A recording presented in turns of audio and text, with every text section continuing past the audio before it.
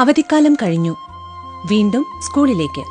കൂട്ടുകാരുമൊത്ത് ആടിത്തിമിർക്കാൻ, പാടിക്കളിക്കാൻ, അറിവിന്റെ ആദ്യാക്ഷരം നുകരാൻ.